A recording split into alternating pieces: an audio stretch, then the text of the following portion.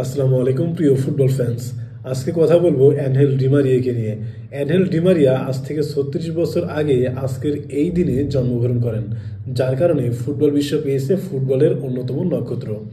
Ángel ডিমারিয়ার পারিবারিক অবস্থা খারাপ হওয়ার কারণে তিনি ছোট থেকেই কয়লার খনিতে কাজ করেছেন। বয়স বাড়ার সাথে সাথে অ্যানহেল ডিমারিয়ার ভালোবাসাটা বেড়ে যায় ফুটবলের প্রতি, যার কারণে তিনি কয়লার খনি ছেড়ে ফুটবলে পরবর্তী সময়ে যোগ দিয়েছেন। তারপর আর্জেন্টিনার হয়ে ২০০৮ সালে তিনি কিন্তু অলিম্পিক জেতেন এবং সেই অলিম্পিকের ফাইনালে অসাধারণ কিন্তু একটি গোল করেন। তারপর ২০২১ সালে কোপা আমেরিকার ফাইনালে ব্রাজিলের বিপক্ষে ব্রাজিলের ঘরের মাঠে অসাধারণ একটি গোল করেন, সেটাও কিন্তু কোপা আমেরিকার ফাইনাল ম্যাচে। তারপর ২০২২ সালে ইতালির বিপক্ষে ফিনালিসিমার ফাইনালে সেখানেও কিন্তু তিনি গোল করেন। তারপর ২০২২ সালের কাতার বিশ্বকাপের ফাইনালে ফ্রান্সের বিপক্ষেও কিন্তু গোল করেন। তিনি ৪টা ফাইনাল ম্যাচের ৪টাতেই কিন্তু গোল করেছেন। অলিম্পিক, তারপর হচ্ছে কোপা আমেরিকা, ফিনালিসিমা এবং তারপর ২০২২ বিশ্বকাপ, ৪টা ফাইনালে ৪টা গোল করেছেন অ্যানহেল ডিমারিয়া, যা ফুটবল ইতিহাসের আর কোনো খেলোয়াড়ই করতে পারেননি।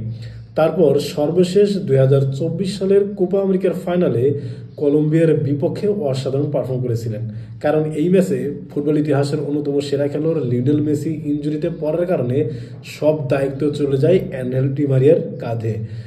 সেই দায়িত্বটা কিন্তু তিনি অসাধারণভাবে পালন করেছিলেন সেই ম্যাচে। যারা ম্যাচটি দেখেছেন তারা অবশ্যই বলতে পারবেন অ্যানহেল ডিমারিয়ার পারফরমেন্সটা কেমন ছিল ২০২৪-এর কোপা আমেরিকার ফাইনালে কলম্বিয়ার বিপক্ষে। এক কথায় অসাধারণ ছিল। আর সেটি হচ্ছে অ্যানহেল ডিমারিয়ার জাতীয় দলের হয়ে সর্বশেষ ম্যাচ, যার কারণে তিনি কিন্তু ইতিমধ্যেই অবসর নিয়েছেন আর্জেন্টিনা জাতীয় দল থেকে। তিনি ক্লাবে কিন্তু খেলা চালিয়ে যাচ্ছেন। এখনও পর্যন্ত সর্বমোট প্রায় ৮০০-র মতো তিনি ম্যাচ খেলেছেন। এই ৮০০-র মতো ম্যাচে তিনি ২০০+ গোল করেছেন এবং ২৭০+ অ্যাসিস্ট করেছেন। এক কথায় অসাধারণ একটা স্টেট একজন রাইট উইঙ্গার হিসেবে বা লেফট উইঙ্গার অ্যাটাকিং মিডফিল্ড যেটাই বলেন, তিনি কিন্তু ফরওয়ার্ড লাইনে খেলতে বেশি পছন্দ করতেন। ওভারঅল বিচার বিশ্লেষণ করলে বলাই যায় ফুটবল ইতিহাসে এরকম নক্ষত্র ফুটবল বিশ্ব খুব কমই দেখেছে। অ্যানহেল ডিমারিয়া আর্জেন্টিনার জার্সি গায়ে যা যা করেছেন এগুলো কখনোই আর্জেন্টাইন যারা সমর্থক আছে তারা কিন্তু বলতে পারবেন না, যার কারণে এই বিশেষ দিনে অ্যানহেল ডিমারিয়াকে জানাচ্ছি শুভ জন্মদিন। ধন্যবাদ।